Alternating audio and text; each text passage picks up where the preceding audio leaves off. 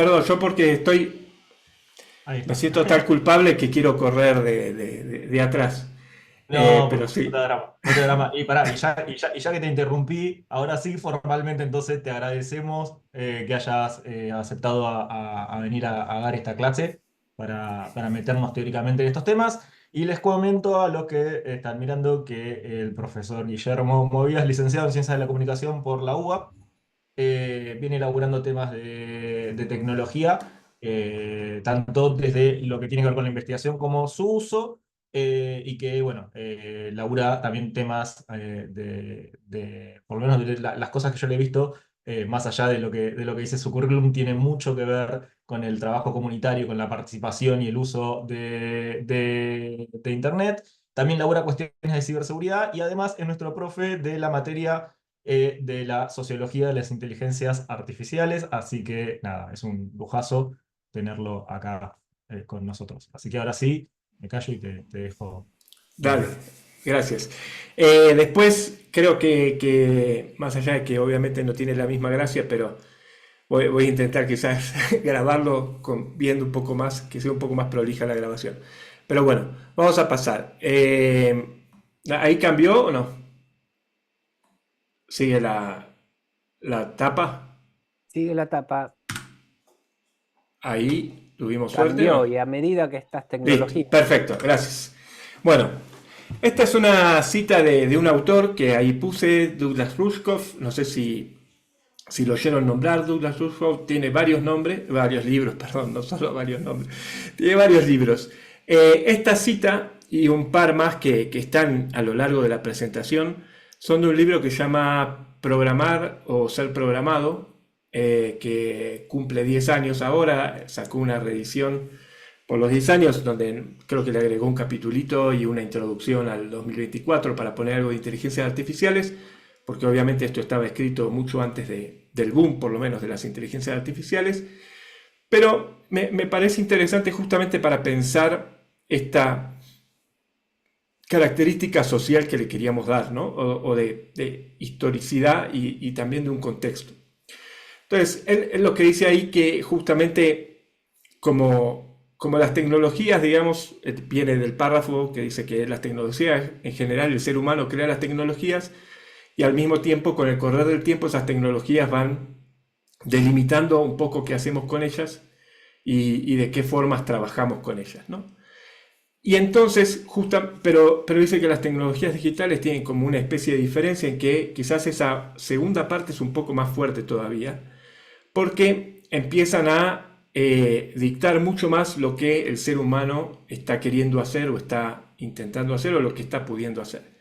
Y que entonces acá lo que dice es, si a medida que estas tecnologías comienzan a caracterizar el futuro de nuestra forma de vivir y trabajar, en estos casos las redes, digamos, ¿no? Con los teléfonos inteligentes y que cada vez estamos más conectados o por lo menos casi todo el tiempo conectados, las personas que las programan asumen un papel cada vez más importante en la configuración de nuestro mundo y su funcionamiento, ¿no? Por lo que me interesa es porque justamente vamos a ver a lo largo de la presentación mucho de quiénes son los que están formando estas tecnologías, quiénes son los que los formaron, quiénes son los que los crearon, qué hicieron y cómo se fue desarrollando y quiénes fueron copando ese espacio posteriormente y qué giro le fueron dando también a esas tecnologías a partir de estas ideas. Y quizás acá hay que distinguir un poco también entre los programadores exactamente y las personas que dirigen las empresas, ¿no?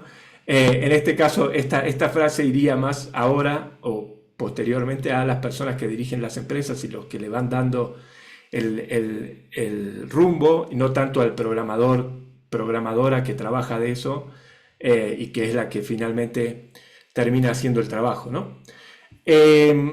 Si lo encuentran, el libro es bastante interesante, está traducido al castellano, la versión antigua, no la nueva todavía. La versión antigua está traducida al castellano. Él dice un poco que se lo interpretó mal en su momento, que él se explicó mal, digamos, que esa frase programar o ser programado quedó como que todos tendríamos que aprender a programar y no es lo que él dice, digamos. O sea, lo que quiere decir ahora, lo que lo quiere reformar es debemos entender cómo funcionan estas tecnologías. No que todos tenemos que ser programadores, ¿no? Pero que si entendemos cómo funcionan las tecnologías, para qué están hechas, para qué fueron pensadas o cuál es el objetivo, posiblemente vamos a tener una mejor utilización, o por lo menos vamos a saber de qué formas están jugando o pueden jugar con nosotros. Ahí ojalá haya ido a la tercera, que es de la protohistoria. Entonces, para empezar de nuevo, como decía, Internet, la web, como fue, empezó con proyectos que van por los 60, ¿no? La idea del hipertexto, que es lo que dio la principal marca a la web. De ahí viene el hypertext del HTML y el hypertext del protocolo HTTP. Era esta idea de conectar distintos documentos a partir de determinadas o palabras o párrafos, etcétera, donde desde un contexto principalmente científico, justamente ir generando esta red de conocimiento, ¿no? Donde uno podía estar escribiendo su paper y al mismo tiempo decir, bueno, esta idea viene de este otro paper que leí de Gastón, y poner ahí el enlace que uno pudiera ir directamente al paper de Gastón, ¿no? Tener esta conexión entre las distintas ideas es un concepto que se venía trabajando desde los 60, como decía. Hay de hecho unas muestras perdón, me río porque mi hijo abrió la puerta y está ahí entrando. que no debería, pero bueno, ahí lo logró. Entonces, el hipertexto, ya hay unas primeras muestras de esto en los primeros 60, con algunas computadoras, con los inicios de la computación en red, ¿no? Donde ya empieza a haber 2 o 3 computadoras conectadas y donde pueden empezar a manejar esto de las palabras que van relacionando unas con otras y que uno puede empezar a ir navegando de documento a documento.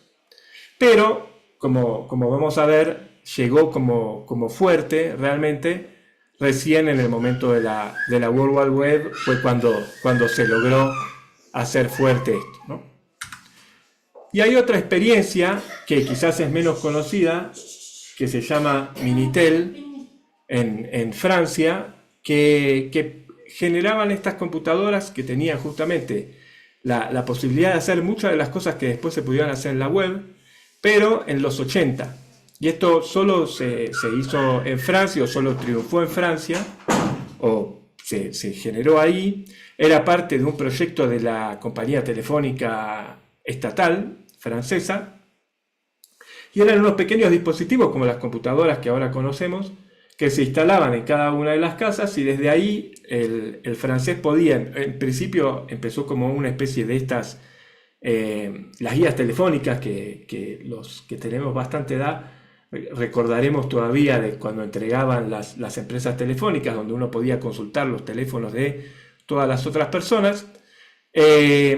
Pero después empezaron a darles más aplicaciones. De hecho, se empezó a poder reservar viajes desde ahí, se empezó a poder hacer muchas cosas de las que ahora nosotros estamos acostumbrados a hacer en Internet, o por lo menos desde hace un tiempo, pero un tiempo antes de que existiera Internet como la conocemos. Si todo sale bien, ahora estamos en esta parte de la World Wide Web. Vamos a pasar a la primera.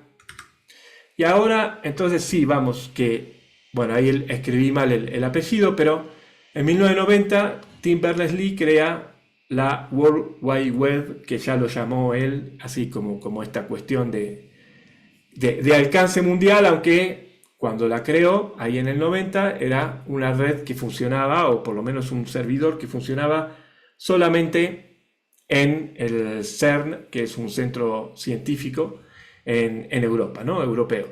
Él consiguió durante un tiempo que su proyecto personal dentro del CERN sea la creación de finalmente un sistema que funcionara con el hipertexto y que pudiera generar esta cuestión de relacionar los distintos laboratorios del CERN y las distintas investigaciones dentro del laboratorio a partir de las distintas investigaciones que se iban haciendo.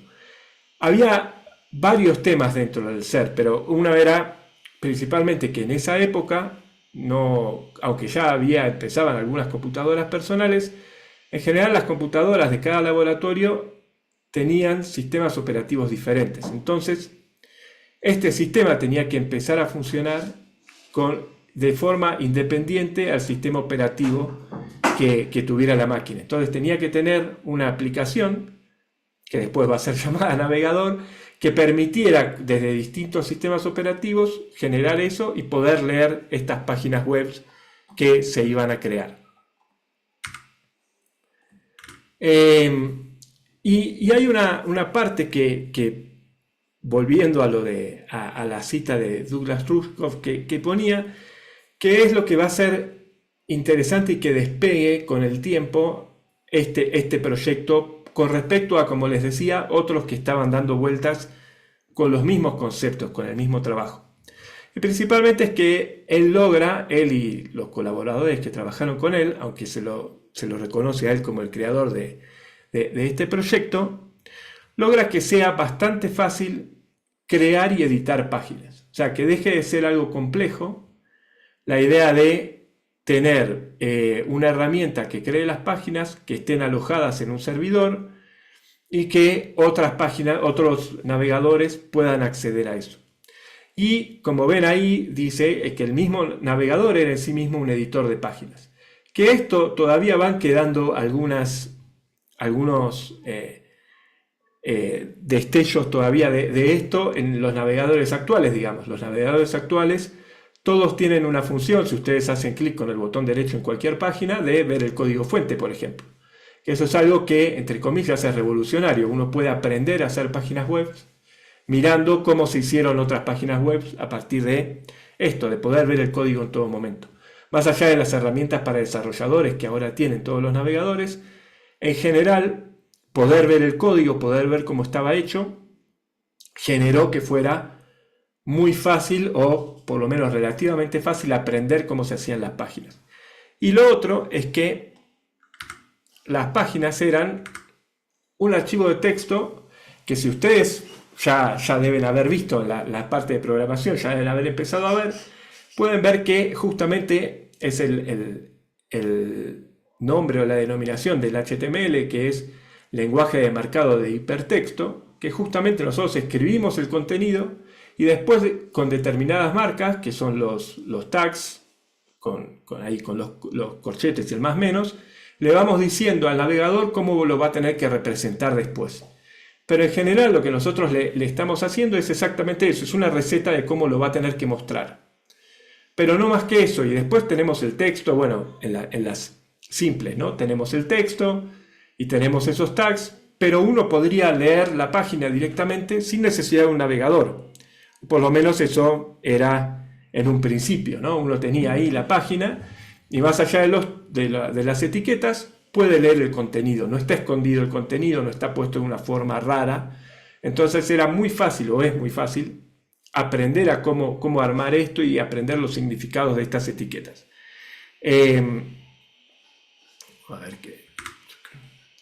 Bueno, ahí está esto, lo otro, ¿no? Archivos fácilmente editables y servidores distribuidos unidos por hiperenlaces. También lo otro que creó el mismo Tim Berners-Lee, lo que presentó ahí en los finales de 1990 es esto, un servidor y algunos programas que sean navegadores. Y el servidor lo que hace es alojar estas páginas para que cualquiera pueda ingresar a través del navegador. Utilizó, no solo inventó todo esto, ¿no? Él utilizó cosas que ya existían, obviamente, como protocolos para la comunicación en redes, como el TCP/IP, y esta cuestión de lo que llaman los DNS, que son los Domain Name Server, que es los que hacen la conversión entre la URL fácil que nosotros podamos leer y el número de IP del servidor a donde tiene que ir a buscar la página, ¿no?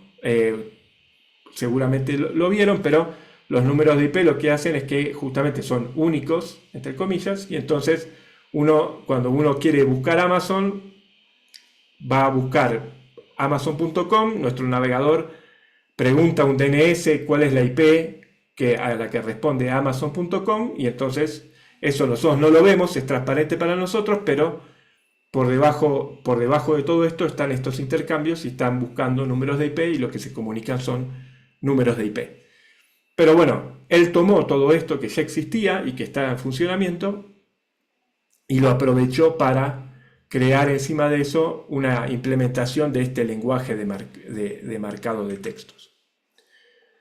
Y ahí lo que pongo de desarrollo de HTML es que, de nuevo, él toma, ya sea porque estaba en un centro científico, ya sea porque quería que esto triunfe, toma una decisión que termina siendo importante para el desarrollo posterior, que es no lo patenta y no cobra licencia por que alguien cree páginas web o cree un servidor o tenga un servidor de páginas web. Entonces, cualquiera, en esa época, en los 90, no eran tantos los que tenían computadoras, los que podían tener servidores o los que tenían acceso a Internet, pero cualquiera podía tener su servidor y crear un navegador, por ejemplo, y empezar a tener su navegador propio. No había que pagarle a Tim Berners-Lee o a Elsevier licencias por utilizar o por empezar a trabajar con esto. Y de hecho empieza a generarse todo un conjunto de personas a lo largo del mundo que empiezan a crear páginas web y empiezan a mejorar el código, el HTML, el lenguaje HTML, perdón. Yo tenía ahí, no va a funcionar mostrarles otra cosa, otra página ahora porque yo no lo puedo ver, pero después les podemos mandar el enlace. Y en la presentación está el enlace de la revisión, porque obviamente no es el mismo servidor original, pero el SER tiene en su página web en lo que fue el servidor original y la primera página. Si vemos la primera página, es solo texto negro sobre blanco y azul donde hay un enlace. Y no había otras cosas, no había imágenes en ese momento. No había, o bueno, obviamente mucho menos video, audio, ninguna de las cosas que ahora tenemos, ¿no? O esto que están viendo, que esta presentación es en sí una página web y ahí ven que he puesto colores, tipografías diferentes. La primera no tenía nada de esto, ¿no? Y justamente el armar, el permitir que el código o el lenguaje del HTML se pueda ir generando entre varios, es lo que le va a ir dando mejores prestaciones a lo largo del tiempo. Para eso además crean una organización que se llama la W3C, que sigue existiendo, que es la encargada de establecer los estándares de HTML y decir qué cosas son estándar y qué no.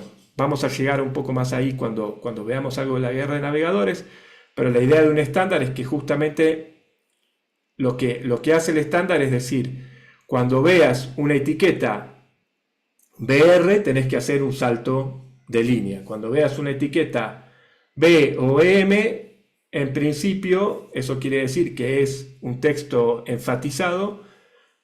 La convención es que esté en itálica, entonces lo tenés que poner en itálica. Y entonces los navegadores, si yo quiero crear un navegador que puedo hacerlo, podría, no tengo el conocimiento, pero digo, legalmente lo puedo hacer.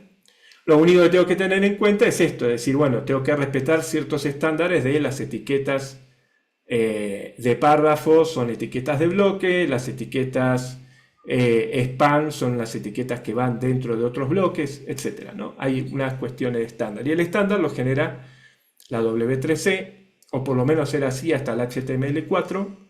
Ahí cambió un poco la idea. Hasta ese momento era que la W3C, una vez que decía, ahora este es el estándar, los navegadores lo podían empezar a usar, en teoría. Y ahora, desde lo que se llama HTML5, empezó diferente, que es que los navegadores, que son los que ahora suelen crear las diferentes etiquetas o las diferentes cosas, no los navegadores en sí, los creadores de las empresas que hacen los navegadores, que intentan representar cosas nuevas o intentan inventar cosas nuevas para que puedan funcionar, pueden ir experimentando y después se va coordinando en la W3C cuáles quedan como estándar, cuáles no, se van armando con grupos. Es interesante que la W3C es un organismo que es abierto, cualquiera en teoría puede participar, ¿no? no es algo cerrado. No es que uno tiene que pertenecer a una empresa. De hecho, hace 2 años, mediante una pasantía, yo estuve participando en algunos de los grupos de la W3C que tenían que ver con privacidad. Y, por ejemplo, hay grupos que se dedican a eso, a revisar cuando hay una propuesta de un estándar nuevo, qué puede ir en contra de la privacidad de los usuarios, qué puede estar dando demasiados datos del usuario, etc. Pero bueno, la W3C es un organismo muy interesante que hace poco cambió mucho porque el principal sponsor, por llamarlo así, que era una universidad de Estados Unidos, dejó de serlo y entonces ahora están cambiando todos los sistemas, pero para investigar en el futuro, porque la verdad que es un organismo interesante. Pero a lo que voy con esto es, todas estas decisiones que tomó Tim Berners-Lee al principio son las que generan justamente una gran expansión, sobre todo al principio, pero los que logran que se establezca casi como un estándar en un momento, ¿no? Que todos usemos la World Wide Web para navegar en lugar de otras propuestas que hubo de diferentes redes, algunas privadas y otras no privadas. Y ahí hay un momento muy al principio de Internet. La Declaración de Independencia del Ciberespacio es del 93-94, si no me equivoco. Es una declaración que hace una persona que después era famosa porque era integrante de una banda muy conocida de rock de Estados Unidos, pero además se metió en toda esta cuestión tecnológica y en esta Declaración de Independencia del Ciberespacio hace todo un llamado a gobiernos del mundo no van a poder entrar acá nunca del ciberespacio. El ciberespacio es democrático y es nuestro, de las personas. Ni los estados van a poder entrar, ni las empresas van a poder entrar, ni nada, ¿no?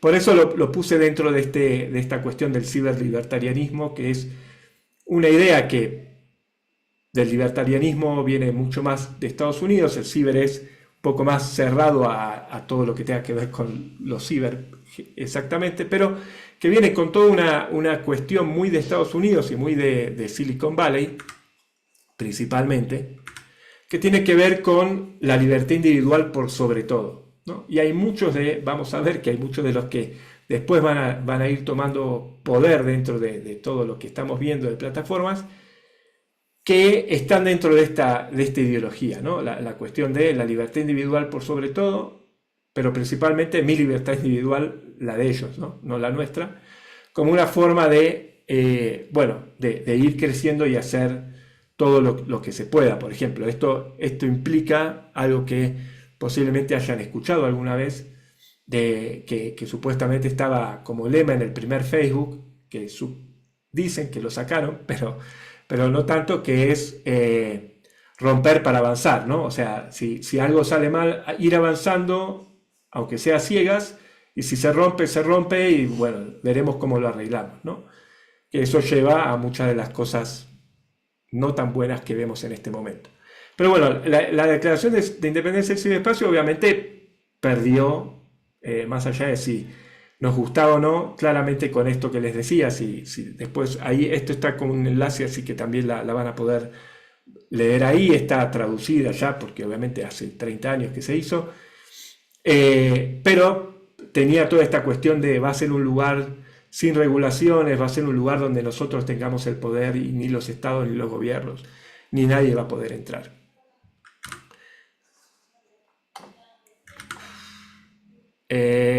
Solo para confirmar, porque estaba viendo, estamos en uno que dice la guerra de los navegadores, ¿no? Perfecto. Sí. ¿Qué fue la guerra de los navegadores? ¿Qué es lo que pasa? Empieza cuando Internet o la web, empieza a tener cada vez más usuarios y empieza a ser cada vez más importante y empiezan a verle el lado comercial. O sea, en lugar de ser solo un ámbito de universidades y de compartir información entre universidades, empiezan a entrar empresas y empiezan a decir, bueno, nosotros podemos tener nuestra página web y podemos vender a partir de acá, o por lo menos mostrarnos. Empieza a ser cada vez más interesante el mundo de los navegadores. Ahí pongo Dos, que son el Mosaic, que es uno de los primeros que empezaron en aquel tiempo, y Netscape, que quizás algunos todavía no conozco las edades. Yo lo llegué a usar el Netscape, o sea que tampoco soy grande, pero tampoco tanto, pero fue uno de los primeros navegadores que tuvo ciertas funcionalidades que hizo que realmente tuviera mucho poder en su momento, no mucho poder, pero que lo usara realmente mucha gente. El Netscape fue el primero que tenía esta cuestión de ser casi mayoritario. Pero después apareció una empresa que seguramente han oído nombrar, que es Microsoft, con su Internet Explorer, digamos, ¿no? Internet Explorer empezó como otro navegador que era similar, o sea, la ventaja, como les decía, con el tema de los estándares, ¿no? O sea, la ventaja de los estándares era que justamente cualquiera podía crear un navegador, y dentro de todo, si la página web que yo creaba mantenía los estándares y el navegador mantenía los estándares, se iba a ver igual en cualquier navegador. No dependía, yo no estaba obligando a una persona a utilizar tal navegador o tal otro, porque si yo había cumplido todos los estándares y el navegador cumplía los estándares, la página se iba a ver igual con cualquiera de ellos. Internet Explorer empieza, entre comillas, desde atrás, por esto de que ya Netscape estaba establecido y etcétera, pero con una gran ventaja, que era ser de la misma empresa que vendía el sistema operativo para la mayor cantidad de computadoras personales del momento.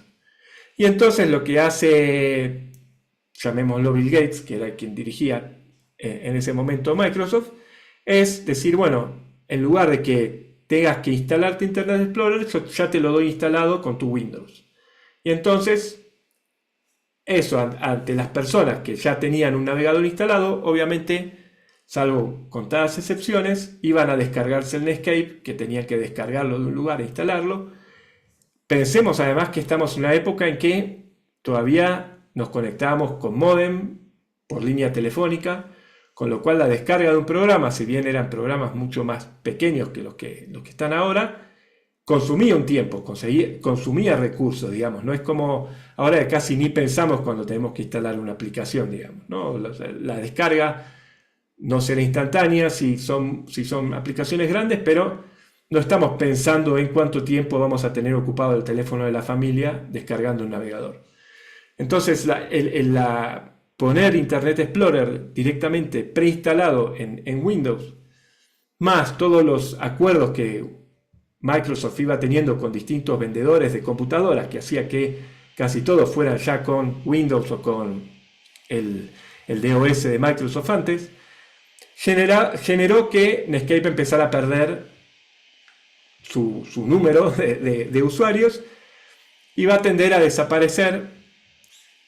Y en el último momento, antes de desaparecer, la compañía que lo había comprado, que era AOL, hace un movimiento que para ese entonces era raro, que fue lo que se llama liberar el código. Es decir, bueno, todo el código que tenía Netscape, que era de una empresa y que tenía su copyright y sus licencias de uso, etc., lo limpiaron de algunas cosas que no eran de ellos, liberaron el código y lo pusieron a nombre de una fundación que se llama Mozilla, que después, a partir de ahí, creó el navegador Firefox, que quizás, aunque ahora ya no es tan usado, muchos conocerán también. No sé si en la presentación apareció lo último de la resurrección de Mozilla. Sí, sí. Bien. Entonces, ¿qué pasa? Justamente el tema es que cuando Internet Explorer, ¿por qué lo pongo lo de la guerra de navegadores? ¿Por qué me interesa en esta discusión que estamos teniendo? Cuando Internet Explorer o Microsoft consigue un cuasi monopolio con Internet Explorer, o sea, cuasi monopolio es el 90% de las personas que usaban Internet Explorer, si no más, digamos, ¿no? O sea, yo estoy diciendo 90, pero posiblemente hubiera más todavía. Ellos empiezan a agregar cosas que no estaban dentro del estándar, y empiezan por un lado a hacer cosas que no estaban dentro de los estándares, utilizando su poder, que lo usaba el 90% de las personas.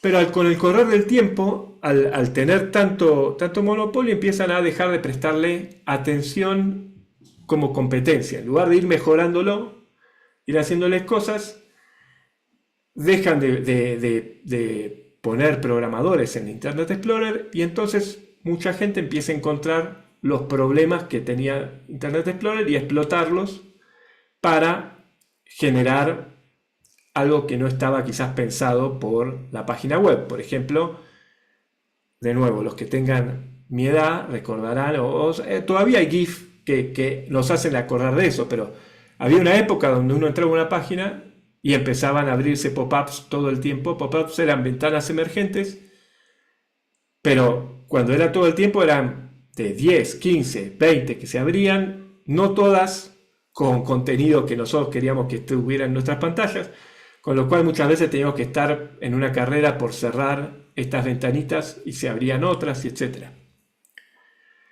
Pero claro, cuando uno tiene el monopolio difícilmente le preocupe eso porque nada, no hicieron mucho por arreglar.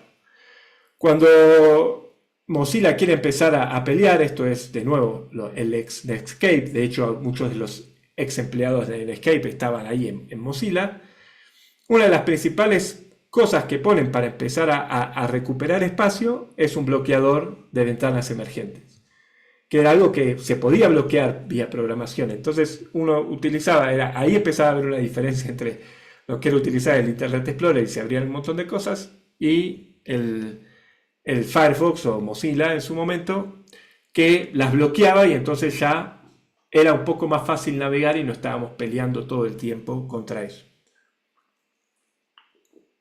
Y de hecho, un momento donde, no me acuerdo ahora los porcentajes exactos, pero Mozilla logró copar bastante del porcentaje de utilización de Internet Explorer, tanto que generó que Microsoft tuviera que volver a darle importancia al navegador y empezar a competir. Después apareció Chrome y vuelve a cambiar todo, ¿no? Porque Chrome vuelven a ser, digamos, Chrome es un navegador. Mozilla era un navegador que intentaba ser muy pegado a los estándares. Chrome hace exactamente lo mismo, ¿no? O Google con Chrome también lanza su navegador que es muy apegado a los estándares, muy bueno en un principio, muy rápido, que empieza a hacer un montón de cosas y nuevamente vuelve a tener, o sea, hay un proceso que se va por lanzan un navegador muy bueno que empieza a ser más rápido, que consume menos recursos que Firefox y que entonces empieza a ser mejor para el usuario, y al mismo tiempo utilizan su posición dominante en el buscador para establecer a Chrome como lo que ahora empieza a ser, que es el Internet Explorer de la época, por lo menos a nivel monopolio, digamos, ¿no? De hecho, sí, los navegadores tienen lo que se llama un motor de renderizado, que es el que hace que convierta ese HTML en la página que estamos viendo. En este momento hay, a grandes rasgos, dos motores de renderizado en todos los navegadores. La mayoría usan Chromium, que es el que desarrolló Google con Chrome y que sigue desarrollando, no es que ya lo desarrolló y lo dejó ahí, lo sigue desarrollando, y el otro es el de Mozilla, pero no hay muchos más. Habrá 1 o 2 excepciones, pero que son de navegadores que no se conocen. Pero después, por ejemplo, Edge, el nuevo de Microsoft, usa Chromium. Bueno, casi todos usan Chromium, salvo Mozilla y las versiones diferentes de Mozilla basadas en Firefox, digamos, ¿no? Pero entonces estamos de nuevo en una posición muy dominante de una organización. Y ligera, para contarles un poco de lo que es esta posición dominante, cuando fui a esta reunión de la W3C, son un montón de reuniones así de reuniones en salón donde se discuten los estándares, se aprovechan para verse en cara las discusiones que tienen durante todo el año.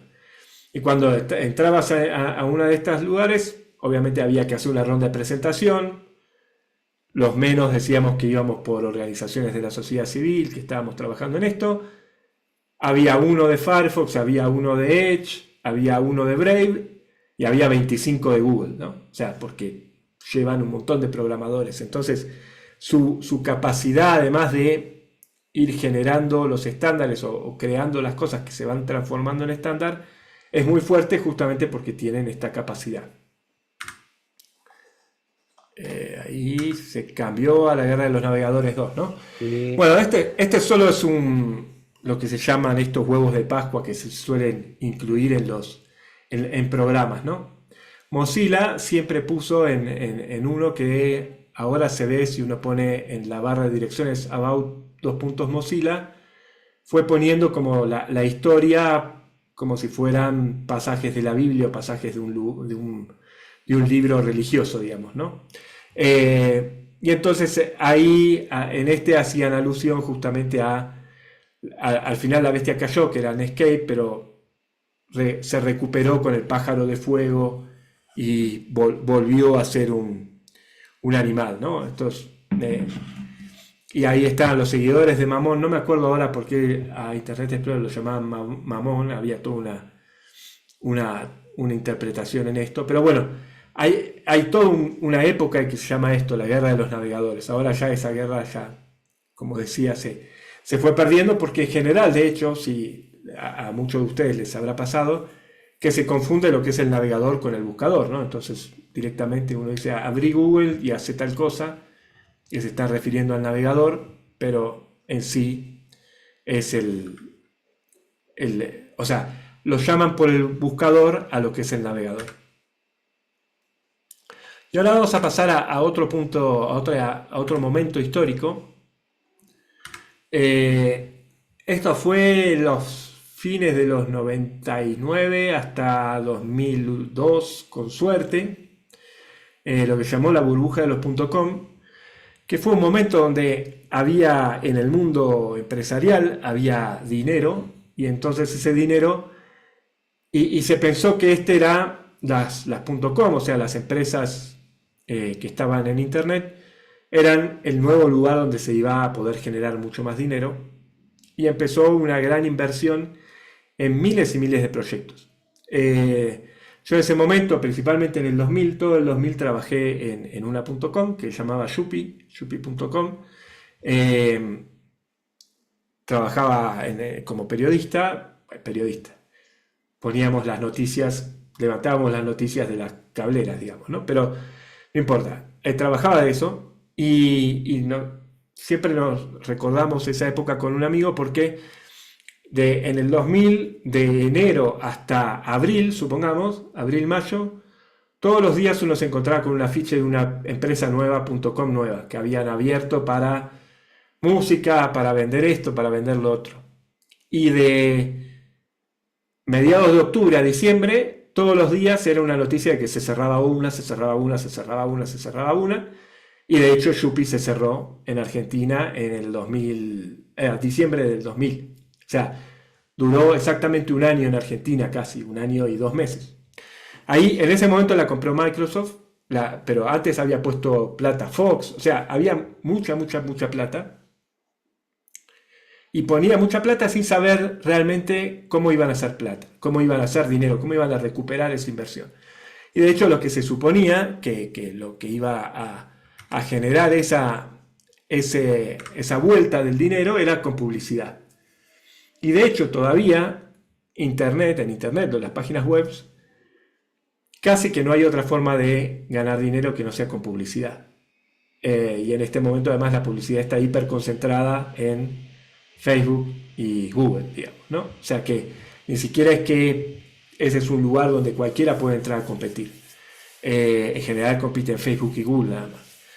Pero bueno, eso se creía que con publicidad solo se iba a poder mantener y se ponían los banners, no sé si se acuerdan, y bueno, todavía hay un poco de eso, pero ahora es diferente, pero en ese momento los banners se contrataban directamente con la empresa, no con un intermediario, como es ahora con Google o con Facebook, ¿no? Ahora uno va a Google Ads o a Facebook, le paga a ellos y sus banners van a entrar en distintos lugares.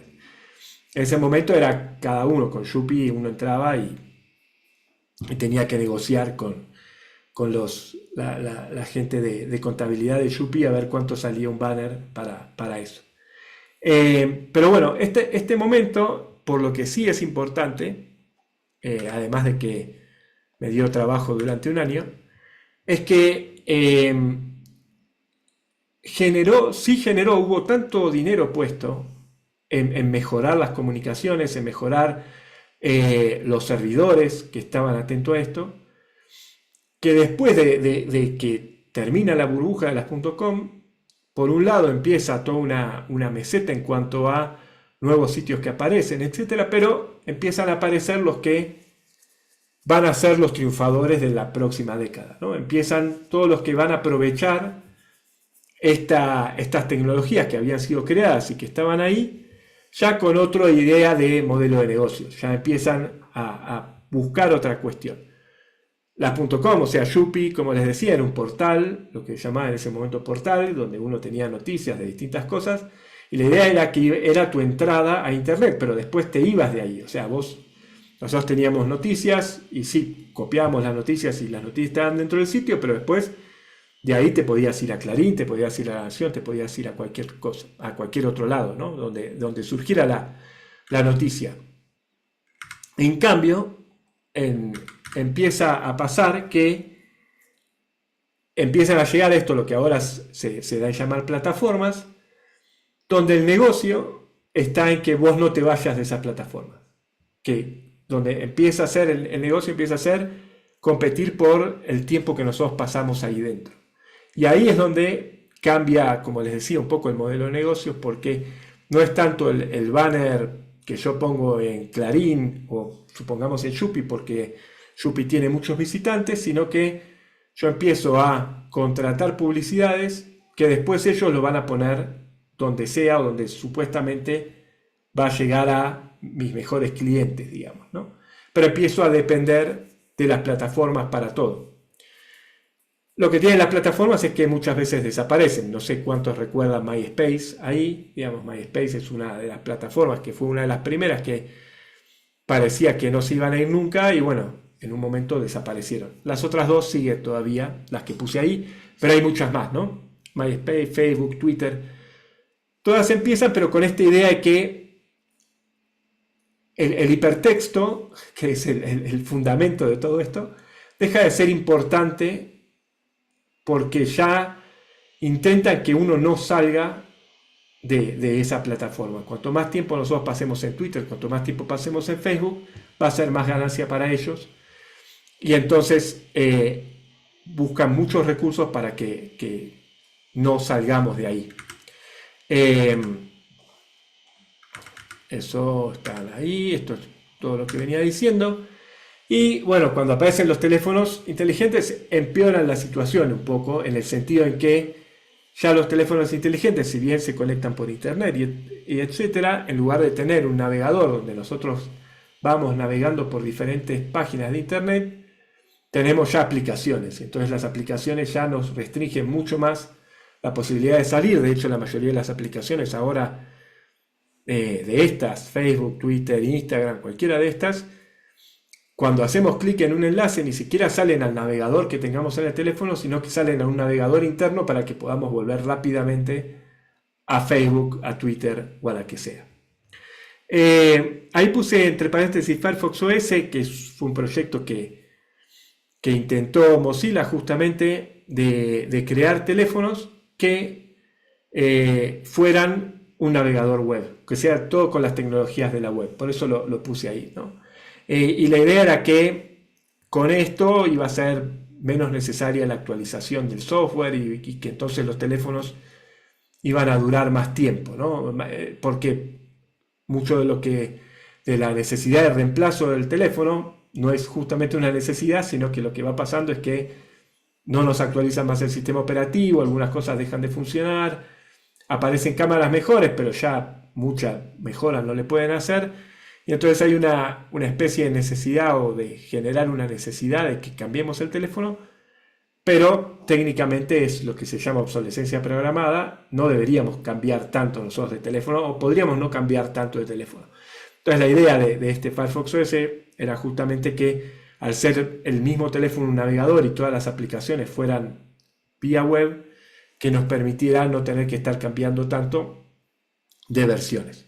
Fue un fracaso, como seguramente la mayoría de ustedes ni siquiera recuerdan el nombre, pero fue un fracaso en el sentido de que ya no se venden teléfonos con ese sistema operativo.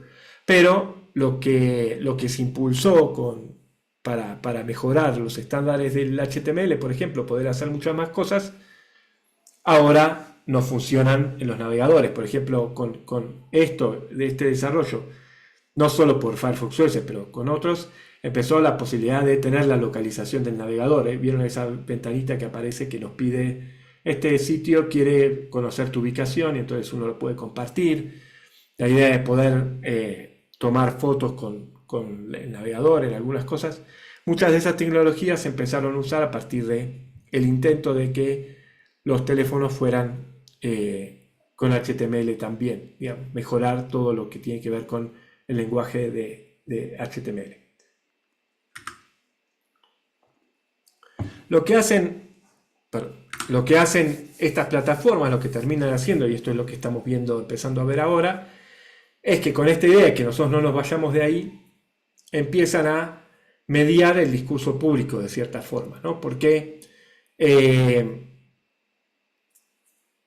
tenemos supuestamente cualquiera puede publicar, o antes, cuando la idea de Internet era justamente uno puede tener una página, cualquiera puede tener una página y tiene un servidor y tiene una página y alguien va a llegar porque tiene un link a mi página y entonces yo lo comparto y yo puedo ahí en mi página escribir lo que quiera y puedo linkearlo a donde sea y etcétera.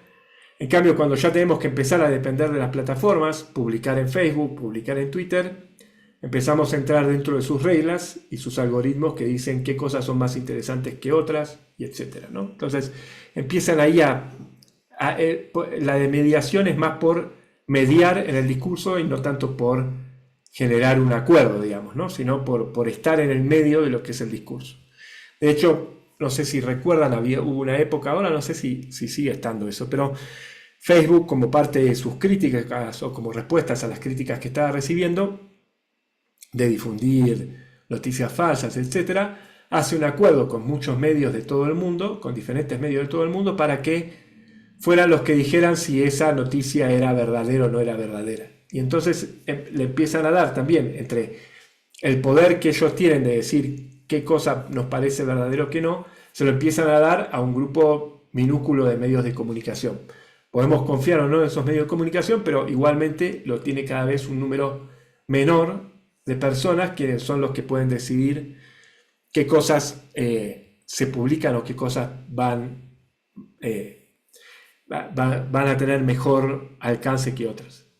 Y esto últimamente se está viendo más patente, o por lo menos se está denunciando mucho más desde que Elon Musk compró Twitter y le puso X, con sus modificaciones al algoritmo para que sus tweets aparezcan más que otros, etcétera.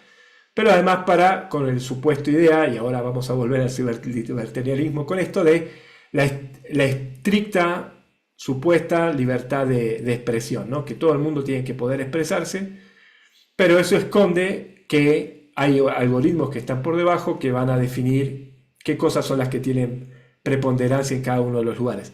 Pero para no caerle solo a X, digamos, Facebook tiene un montón de denuncias también de silenciar determinadas discusiones en determinados momentos, ya sea por presiones políticas o por solo decisión de sus dueños y lo que quieren mostrar o no. ¿Se está viendo uno que dice cientificación? Sí. Bueno, esta es una palabra que hay varias traducciones al español, enmierdización, o hay uno que creo que intenta ser mucho más políticamente correcto, que es decadencia de las plataformas o algo así. Es un término que generó un escritor de ciencia ficción que se llama Cory Doctorow, pero bueno, no solo es escritor de ciencia ficción, también escribe no ficción, pero tiene varias novelas muy interesantes sobre los momentos actuales. Pero bueno, él pone esto, ¿no? La idea de cómo las plataformas van decayendo desde primero, que son buenas con los usuarios, que es como el primer momento de Facebook o el primer momento de Twitter o el primer momento de cualquier plataforma, ¿no? Que lo que intentan es como necesitan que la gente empiece a participar. Son plataformas que generan que nosotros nos conectemos con amigos, nos conectemos con distintas otras personas. Empiezan funcionando muy bien. Después necesitan que eso tenga cierta rentabilidad, entonces empiezan a poner anuncios y para poner anuncios empiezan a darle preponderancia a los clientes comerciales. Y esto es que en nuestro hilo de mensajes nos empiezan a aparecer gente que no seguimos y no conocemos, pero nos empiezan a aparecer más publicidades que nuestros amigos o más contenido promocionado que nuestros amigos. Y una vez que nos tienen a nosotros y tienen a las personas que son los comerciantes, los que ponen la plata, empiezan a tener el valor para ellos y empiezan a no hacerle tanto caso ni al usuario ni a los comerciales y empiezan a ver de qué forma van a sacar más provecho para ellos mismos, porque ya en sí terminamos siendo todos, entre comillas, clientes cautivos. ¿Y en qué parte somos nosotros como usuarios clientes cautivos? Principalmente hay algo que se llama el efecto red, digamos, que es muy difícil que uno se vaya de una red social, porque por dos cosas es muy difícil. Uno, porque no suele ser fácil llevarnos nuestro contenido, ¿no? Entonces, si nosotros invertimos mucho tiempo en escribir cosas en, supongamos, Facebook, para no ir siempre con Twitter, en Facebook, y invertimos mucho tiempo y supongamos que tenemos un emprendimiento o tenemos algo y estamos ahí, tenemos nuestros seguidores, tenemos nuestros canales de comunicación, por más que cada vez nos sea más difícil llegar a esos nuevos clientes porque el algoritmo cambia y solo ahora nos va a mostrar si pagamos, antes era gratis, ahora tenemos que pagar para que aparezcamos, irnos de ahí es muy difícil porque no nos podemos llevar ni todo nuestro contenido, ni además no podemos llevar a todos nuestros usuarios, digamos. No le podemos decir, bueno, ahora no estamos más en esta dirección, ahora estamos en esta otra dirección, vénganse todos allá. Porque vamos a ver otra cosa en las plataformas, o sea que no solo quieren que estemos todo el tiempo ahí, y una de las formas para lograr que estemos todo el tiempo ahí es que no interactúan entre ellas, digamos, ¿no? Entonces yo no puedo tener un usuario en Twitter y escribirle a alguien de Facebook. Tengo que tener un usuario en Facebook o un usuario en Twitter. Entonces nos van cerrando en esa cuestión. Ahí vuelvo a Douglas Rushkoff con otra cita sobre este ciberlibertarianismo, ¿no?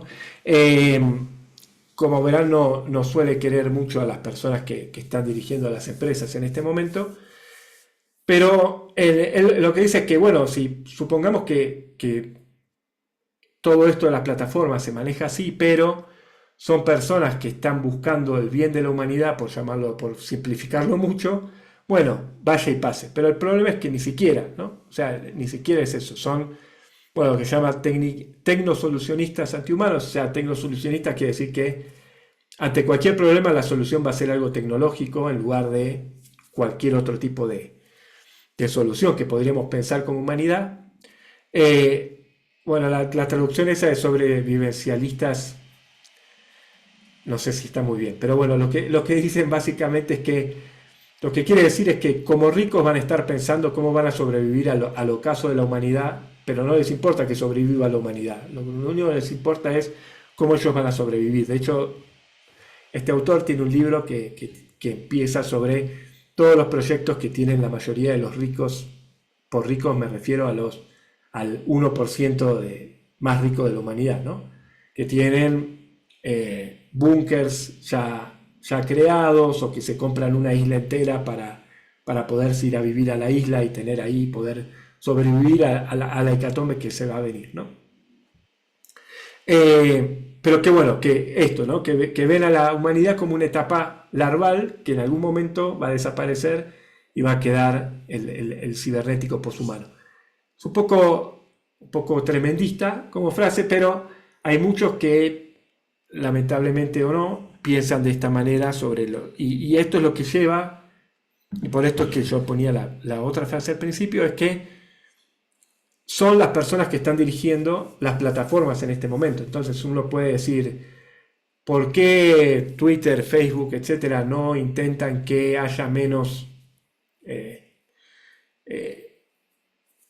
no me sale la palabra, bueno, menos blanco y negro, hay una palabra que lo dice mejor, menos o una cosa o la otra, ¿no? Y principalmente porque no les importa, y básicamente hasta casi que les viene bien esa cuestión de que haya buenos y malos, ¿no? Entonces, porque principalmente ellos se ven como una persona que no va a sufrir lo que fuera a sufrir, ni el cambio climático, ni ninguna cosa, porque van a poner... Y de hecho tienen sus proyectos como Elon Musk de irse a Marte y ver si así se escapa, ¿no? de todo esto. De toda esta humanidad que no es tan buena. Y esta otra frase, y con esto no molesto más con el ciberlibertarianismo, este es de otro autor que es de Paris Marx, que es un autor también que es autor de libros, pero principalmente tiene un podcast que tiene buenas discusiones sobre lo que es la tecnología y lo que está generando, pero sobre esta misma gente, ¿no? Que piensan esto, que piensan que porque son empresarios exitosos y porque acumularon mucho dinero, eso les da el conocimiento y la sapiencia para saber lo que es mejor para la humanidad en su conjunto, en lugar de que lo piensen otras personas. Y por eso son, en general, muy anti-gobiernos o muy anti-estados, porque suelen tener miedo a que las regulaciones los restrinjan en su capacidad de hacer cosas, basados en esta idea que ellos creen que son los que, como son exitosos, al menos económicamente, son los que saben lo que hay que hacer. Y de esto hay un caso quizás paradigmático de Elon Musk, que no sé si recuerdan cuando se quedaban unos chicos en Indonesia atrapados en una caverna, que había que ver cómo se los rescataba, y que Elon Musk dijo, voy a crear un submarino pequeño que los pueda mandar por abajo del agua, y etcétera. Y bueno, obviamente lo terminó rescatando gente, buzos normales, que fueron y lo hicieron antes que esto, ¿no? Y Elon Musk se enojó muchísimo y de hecho acusó a las personas de pederastas solo porque lo habían logrado hacer antes que él, digamos, ¿no? Bueno, y para ir terminando la última parte, como un poco de la idea de cómo volvemos a esa red descentralizada, y cómo logramos salir de estas plataformas. Y hay un montón de movimientos que están intentando esto de una forma u otra. Primero voy a mencionar este que es el Fediverso, que no sé si no se ve la imagen. ¿Se ve la imagen o no? Sí, listo. Sí. No, pues a mí me marcó. Bueno, la idea del Fediverso, para hacerlo rápido porque estamos sobre el tiempo, es básicamente una serie de distintas aplicaciones, algunas entre comillas más parecidas a Twitter, otras más parecidas a Instagram, otras más parecidas a Spotify, como lo quieran llamar, de distintas barreras, que por el contrario sí comparten un estándar, que también es un estándar que está en la W3C, que se llama ActivityPub, que lo que intenta es justamente que yo no tenga que tener una cuenta en cada uno de estos lugares para poder interactuar con las personas de ahí, ¿no? Entonces yo tengo mi cuenta en Mastodon, que es la que se ha oído más, y hay otra persona a la que me gustan sus fotos, que tiene en la red de fotos, y le puedo contestar y puedo ver sus fotos directamente desde mi Mastodon sin necesidad de tener yo también una cuenta en ese lugar. Y esto además se hace con servidores muy distribuidos a lo largo del mundo, que hasta uno podría tener su servidor propio, pero en general uno se une a una instancia, lo que se llama instancias.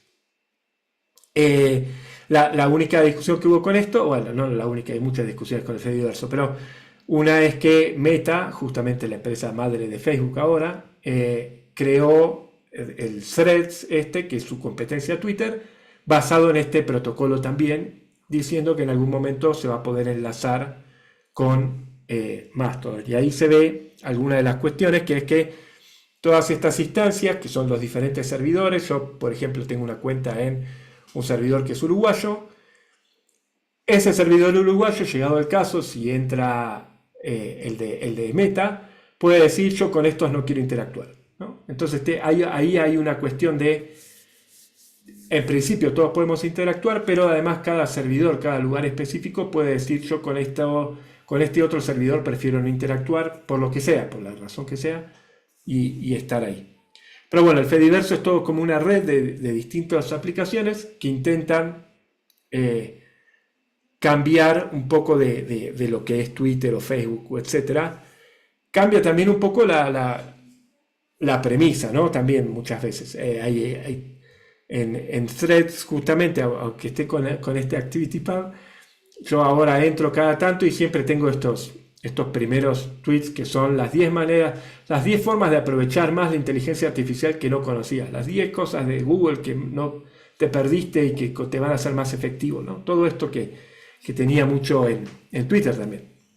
En cambio, el servidor en el que estoy son cosas como más comunitarias, más chiquitas, donde quizás no están tanto eso. Entonces, no es tanto para influencers y quizás eso cambia un poco la dinámica. Y vamos a mencionar rápido otros 3, voy a intentar no pasarme. ¿Hasta ahí estoy en IPFS? Sí. Bien, uno más. Listo. Y esta es la última. Estos son otros proyectos también de descentralización que intentan generar justamente una red por fuera de las plataformas y recuperar cierta idea de esto de tenemos nuestro hipertexto y nos comunicamos y nos vamos uniendo entre nosotros sin que nos recomienden algoritmos o sin que nos recomienden plataformas. Blue Sky es una que un poco es más conocida o se hizo también más conocida en el último tiempo con lo de X. También nació de Twitter en teoría, empezó dentro de Twitter y después salió como otra. Utiliza otro protocolo que no es el mismo del Fediverso, utiliza su propio protocolo. Y si bien ahora todavía es un servidor centralizado, se supone que cualquiera puede armar su servidor y entrar a Blue Sky y comunicarse por ahí con los demás. Es mucho más similar a Twitter que quizás Mastodon, que es la otra que mencioné que debería ser parecida. Y por eso a mucha gente le gusta más que las otras versiones del Fediverso. IPFS en verdad es otra cosa diferente, no es tanto una red social, sino lo que intenta es que cada una de las computadoras donde esté instalado se transforme en un servidorcito que brinde las mismas páginas a otra persona que le esté buscando. Entonces yo instalo esta aplicación en mi computadora y cuando yo busco una página o busco un contenido, se va a guardar en mi máquina y al mismo tiempo le va a estar dando para otras personas que estén buscando esa página. También para salir de esta idea de que ahora tenemos servidores hipercentralizados, que casi todo está en Amazon o en Google o en distintos servidores de Internet, y que entonces cuando se cae uno de esos servidores se cae todo, ¿no? La idea con esto es que esté distribuido y que funcione de una forma en que además se puede vender como que es contra la censura, porque sería mucho más difícil censurar un sitio que está tan distribuido porque uno podría llegar de distintos lados, no sería tan fácil bloquear un sitio. Y lo último, que son sitios estáticos, que quizás ahí está un poco más relacionado a lo que podrían estar haciendo ustedes en la materia, que es volver un poco a sitios web que no tienen tanta base de datos por detrás. En general, lo que nosotros estamos acostumbrados ahora, la mayoría de los sitios web que entramos, los que sean, por ejemplo, con WordPress, que es el 40% de los sitios web, está la página, hay una base de datos detrás, hay lenguajes de programación, PHP, cualquiera de los que estén ahí, que hace que, por un lado, uno pueda dar contenido dinámico de una forma más fácil, cumple con un montón de funciones, pero al mismo tiempo lo hace, entre comillas, más pesado y más difícil de navegar y, del lado de la ciberseguridad, mucho más fácil de atacar por diferentes cosas, ¿no? Porque uno puede atacar la base de datos, puede atacar los problemas que tenga WordPress, etc. Los sitios estáticos es la idea de generar en mi propia computadora el sitio. No estoy siendo un gran ejemplo porque la presentación está hecha así y no logré que la pudiéramos ver más o menos bien, pero la idea es que uno crea el sitio, lo genera y solo sube los HTML al servidor y entonces para el que visita es mucho más rápido porque el navegador no tiene que estar haciendo consultas para ningún lado, no tiene mucho JavaScript que hacer, solo ve la página y está ahí. Cuando uno lo tiene en un servidor no puede ser atacado, o sí puede ser atacado, pero las superficies de ataque son menos porque no tiene base de datos, porque no tiene lenguaje de programación, es más difícil atacar un servidor que está con eso. Y entonces está empezando a haber toda una vuelta a este tipo de sitios estáticos desde hace ya unos años, con un montón de facilidades de cómo crearlo y que además es fácil y entre comillas gratuito porque GitHub, GitLab, hay un montón de páginas donde uno puede subir la página y está preparado para tener estas GitHub Pages y etcétera, que uno ya puede directamente con muy poco tener su sitio web online y accesible para todo el mundo, y si quiere con su propio dominio, si no lo deja con el de GitHub, etcétera. Entonces facilitó mucho las posibilidades de volver a generar contenido por fuera de estas grandes plataformas. Obviamente tenemos ahí el problema de cómo hacernos conocer, ¿no? Y eso es lo que la plataforma por un lado facilita, por el otro lado nos complica si estamos en tener que pagar o tener que generar todo. Bueno, espero haber estado dentro de lo que es la historia social y llevar alguna de las cosas. Con esto terminamos y creo que fuimos medio rápido al final, pero fue todo culpa mía. No, muchas gracias. Estamos un poco pasados de tiempo. Yo igual, si te puedo hacer una pregunta y si el resto nos aguantan 5 minutos, porque me parece que, no sé si es que alguien quiere sugerir una pregunta distinta, también bienvenido, pero me parece que vamos a tener tiempo como para una sola, ¿no? Y no mucho más para no irnos demasiado de la hora que teníamos programada. Pero a mí me surge, por ejemplo, el interés de que en todo este recorrido que hiciste, en el cual estuvimos viendo un poco el balance entre lo que serían las empresas, en un momento caracterizadas por las empresas de navegadores, luego por las empresas que están detrás de las plataformas, y bueno, y los consorcios que buscan generar estándares. eh, y el tercer actor, que serían los usuarios, y me queda un poco la duda de cuál es el rol de los usuarios, cómo los usuarios se han ido organizando, si es que se han ido organizando, si nos puedes contar un poco también acerca de eso, como para poder de alguna manera mediar o torcer estas guerras, esta historia. Dale. No dejo de compartir porque si no se me va a bloquear Zoom y voy a desaparecer. Por eso dejo la pantalla ahí. A ver, tenemos diferentes perspectivas, ¿no? Por un lado, en toda la primera parte, justamente la idea era esto de que, entre comillas, democratizar en el sentido en que cualquiera podía crear su página web y cualquiera podía participar, etcétera.